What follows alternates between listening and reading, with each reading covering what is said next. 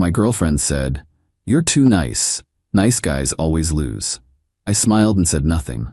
The way she lost me made her rethink everything about kindness. I, 28, was making breakfast when Maya, 26, dropped her philosophy on relationships. We'd been together for 3 years, living in my apartment for the last 18 months. Maya, you know what your problem is, Marcus? You're too nice. Me, flipping pancakes. How's that a problem? Nice guys always lose. You let people walk all over you. Like with your boss, he dumps extra work on you and you just smile and do it. Me, I get overtime pay and good performance reviews. Rolling her eyes. See, that's what I mean. You rationalize being a doormat. In the real world, you need to be ruthless. Take what you want. I prefer earning what I get. God, you're hopeless. This is why guys like Dominic get ahead while you're still in the same position after 5 years. Dominic. Her coworker who she mentioned a lot lately. The alpha who supposedly had it all figured out. Me. I got promoted twice, Maya. Small promotions. Dominic just leveraged a job offer into a 40% raise because he's not afraid to play hardball. Good for him. Frustrated. You don't get it. Nice guys finish last, Marcus. Always have, always will. Sometimes I wonder. Wonder what? Nothing. Just, maybe you need to toughen up. For us. For our future. Served her breakfast. She picked at it while scrolling through Instagram. Noticed she'd liked several of Dominic's posts. Gym selfies, mostly. That conversation stuck with me. Not because she was right, but because of what she was really saying. She didn't respect kindness. Saw it as weakness. After 3 years, she still didn't know me at all. 2 weeks later, things escalated. Came home to find her on FaceTime with her sister, Layla. Maya, not noticing me. I'm telling you, it's exhausting. Marcus won't stand up for anything. His neighbor parks in his spot, he just finds another one. Barista gets his order wrong, he drinks it anyway. Layla. Sounds frustrating. It is. Yesterday his ex did ask him to grab the jacket she left here ages ago. He actually mailed it to her, with tracking. Who does that? Wow. I need a man who takes charge, who doesn't let people use him. Like Dominic, he told his ex to get lost when she tried that. Meant that's strength. Stood there listening. She finally noticed me. Oh, you're home. We were just talking. I heard. Zero shame. Good. Maybe you'll finally get it. Your niceness is pathetic, Marcus. Noted. See, even now, a real man would be angry, would demand respect. I don't demand respect. I earn it, or I don't. Either way, I know my worth. Your worth? You're a pushover who'll never get anywhere because you're too soft. Okay. God, okay? That's it? This is exactly what I mean. Smiled. Said nothing. Made dinner. The next Monday, Maya's mask fully slipped. Got a text while at work. Maya, working late tonight? Team dinner with the marketing dept. Me have fun. Except I'd just gotten lunch delivered to the office and saw something interesting. The delivery driver was confused, said traffic was backed up near Rosewood Hotel because of some tech conference. Rosewood Hotel, where Maya's company hosted events. Except their marketing team dinner was supposedly happening. Didn't confront, didn't check up, just made a note. Tuesday, similar text. Wednesday too. By Thursday her team dinners had become a running joke only I was in on. Friday afternoon, she came home glowing. Maya, guess what? Dominic might have a position opening in his department. Better pay, better hours. He's been mentoring me all week. That's nice. Nice? It's amazing. See, this is what I mean about being strategic. Dominic says I need to be more assertive to get ahead. What kind of mentoring? Professional development, networking strategies. You wouldn't understand. It requires a certain edge. That weekend, she went shopping. Came back with bags from expensive stores. Big shopping trip? I need to look the part for this new position. Dominic says image is everything. How much? $1,800. You spent $1,800 on clothes? It's an investment. Besides, I'll pay you back when I get the promotion. You used your credit card? It's maxed. I used yours, the one you gave me for emergencies. This was an emergency? My career is important. God, stop being so cheap. A real man would support his girlfriend's ambitions. I see. You're not even mad? Pathetic. Dominic bought his ex a car to support her career. How'd that work out? She left him, but that's not the point. Smiled. Said nothing. Update 1. 2 weeks later. The universe has a sense of humor. Maya was right about one thing: nice guys don't always win. But she misunderstood what nice meant. Her late nights continued. The credit card charges painted an interesting picture. Restaurants, hotels, Uber rides to addresses that weren't her office. All on my emergency card. Didn't say anything, just documented. Screenshots, statements, receipts. Built a file. Then came the big ask. Saturday morning she sat me down. Maya, Marcus, we need to talk about our living situation. Oh? I've been thinking, you're too comfortable, too settled. It's holding us both back. How so? This apartment. It's nice, but it's safe, boring, like you. It's rent-controlled and in a great location. Exactly. You won't take risks. Dominic just moved to a luxury high-rise. Floor-to-ceiling windows, rooftop pool, that's ambition. Good for him. I think we should move, somewhere that matches where I'm going in life. We? Yes, we. Unless you're too nice to fight for this relationship. What did you have in mind? Pulling up listings on her phone. This building, 2-bedroom, $4,200 a month. That's triple what I pay now. So, you can afford it with your savings. It's time to stop being stingy. My savings? I know you have at least $30 saved. I saw your bank statement. When did you see my bank statement? It was on your desk.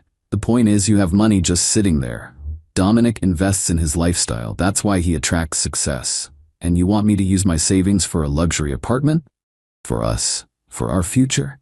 Or are you too nice to make a power move? I'll think about it. Think? A real man would just do it. That afternoon, while she was at her yoga class, credit card showed a charge at a wine bar. I made some power moves of my own. First, canceled the emergency credit card. Reported it stolen. The bank asked about recent charges. Me, those aren't mine. Please flag them as fraudulent. Bank, we'll send you a new card and investigate the charges. Actually, don't send a new card. I'm closing the account after this is resolved. Second, called my landlord, Mr. Johnson. We'd built a good relationship over 5 years, always paid early, fixed minor issues myself, helped his elderly mother with groceries. Mr. Johnson, I need to discuss something. My girlfriend wants to move out. Oh no, you're leaving? Just her. I'd like to stay, but I need to update the lease situation. She's not on the lease, right? Just you? Correct, but I want to make sure everything's proper if she moves out. Marcus, you're my best tenant. You stay as long as you want. Same rent. Actually, I was going to raise it next year, but for you, we keep it the same. Really? You help my mother every week during her recovery. You think I forget? Good tenants who are also good people? Rare. Sometimes being nice pays off in ways the Dominics of the world don't understand. That evening, Maya came home furious. Maya, my card got declined. At dinner. Do you know how embarrassing that was? The emergency card. Oh, that. Yeah, it was compromised. Lots of weird charges. Banks investigating. Compromised? Those were my charges. For emergencies? $200 dinners are emergencies. It was a networking dinner with Dominic and the team. Just you and Dominic, according to the receipt. Table for 2. Freezing. You've been spying on me? No, just paying attention. Something a pushover might do. This is financial abuse. You can't just cut me off. From my credit card? Sure I can. She stomped off, slammed the bedroom door, got a text an hour later. Staying at Layla's tonight, you've shown your true colors. Okay. Spent the evening packing her things, methodically, carefully. Everything she brought into my apartment, everything she bought with her money, folded it all neatly. Professional moving boxes, bubble wrap for breakables, even printed labels. Nice doesn't mean stupid. Kind doesn't mean weak. It means choosing to be gentle when you could be harsh, until someone mistakes that choice for inability. Update 2. The unraveling. Maya stayed at Layla's for 3 days. The text started almost immediately. Day 1. Maya, I hope you're happy. You've ruined everything with your petty revenge. Me, what's ruined? Don't play dumb. You know what you did. Me canceled a credit card that was being misused. I needed that for my career development. Wine bars are career development? Read no response. Day 2. Dominic thinks you're being controlling. He says this is classic toxic behavior. Dominic's opinion matters. Why? He's successful. He understands ambition. He understands something, clearly. What's that supposed to mean? Nothing. Enjoy your stay at Layla's. Day 3. We need to talk, like adults. Can I come by tonight? Sure. 7 p.m. She showed up at 6:30. Power move, probably. I was ready. Maya walked in and stopped dead. Her things were boxed up, stacked neatly by the door. What is this? Your belongings. Figured you'd need them at your new place. My new place? I'm not moving out. I'm just giving you space to realize your mistakes. No mistakes here. You want a luxury apartment, someone who takes charge, someone more like Dominic. I'm setting you free to find that. You can't just kick me out. I live here. You're not on the lease. You've been staying as my guest. That arrangement is ending. After 3 years? You'd throw me out over a credit card? Not the credit card, the contempt, the disrespect, the dinners with Dominic while lying about team meetings, the belief that kindness is weakness. I never cheated on you. Didn't say you did, but you checked out of this relationship the moment you decided I was too nice to respect. She tried tears, then anger, then bargaining. I'll pay back the credit card charges. With what? Your maxed out cards? I'm getting promoted. To Dominic's department? How's that interview process work exactly? You're twisting everything. Dominic is just helping my career. At hotels? During team dinners that no one else attends? She switched tactics. Fine. You want me to move? You'll need to formally evict me. That takes months. I know my rights. You're right. You've established tenancy, which is why I'm offering you this. Handed her a document. Cash for keys agreement. I'll give you $2,000 to move out by Sunday. Peaceful transition, no eviction on your record. 2,000? That's nothing. It's 2 months' rent at a reasonable place, or we do formal eviction and good luck renting with that on your record. This is extortion. This is business. Something Dominic would understand. Her phone rang. Dominic. She declined it. Shouldn't you take that? Might be about your promotion. Shut up. Her phone rang again. This time she answered. Walked to the corner. Whispering. Not now, I can't. No, he won't. I said not now. Came back looking shaken. You've ruined everything. Dominic says if I can't handle my personal life, I'm not ready for the position. Sounds like he's taking charge, being ruthless, all those things you admire. You did this on purpose. I packed your things and offered you money to leave peacefully. Pretty nice considering. She signed the agreement. Spite and desperation make powerful motivators. Update 3. The fallout moving day was educational. Maya recruited Layla and 2 friends to help. They showed up ready for war. Layla, you should be ashamed. 3 years and you throw her out like trash? She's leaving with $2,000 and all her belongings intact. That's hardly trash treatment. Friend number 1, she said you financially abused her. By canceling my own credit card? Friend number 2, you isolated her from opportunities. Which opportunities? The ones at hotels with her married coworker? That shut them up. Maya hadn't mentioned Dominic was married. Funny how details like that get lost in the victim narrative. As they loaded boxes, Maya kept trying to take things that weren't hers. Maya, holding my coffee maker. I bought this. Receipt says I bought it. 2 years before we met. What about the TV? Also mine. Here's the Best Buy receipt. The couch? Mine. Delivered before you moved in. I have photos. She was testing, seeing what she could guilt me into giving her. The nice guy she thought she knew would have caved, but I just smiled and showed receipts. You documented everything? That's creepy. It's organized, some of us keep records. The real entertainment started after they left. Within hours, the social media campaign began. Maya's Instagram story, when you waste 3 years on someone who turns cold-hearted the moment you try to better yourself. Narcissistic abuse, starting over, know your worth. Her friends piled on with supportive comments. You deserve better. His loss. Real men support growth. I didn't respond, but I did notice something interesting. Dominic didn't like or comment on any of it. His wife probably followed Maya's account. Then came the workplace drama. Got a LinkedIn notification. Maya updated her job title to Senior Marketing Coordinator at Dominic's company. The promotion she'd been so sure about. A former coworker of mine who worked there messaged me, "Dude, your ex is here now, already causing drama." Dominic's wife showed up at the office yesterday. Security had to get involved. Me, not my circus anymore. Him, she's telling everyone you were abusive, but Dominic's assistant is spreading the real story. Those team dinners were just them, everyone knows. 3 days later, Maya's LinkedIn showed her back at her old position. The promotion had evaporated along with Dominic's interest once his wife got involved. But the best part came a week later. Text from an unknown number. Unknown, this is Dominic.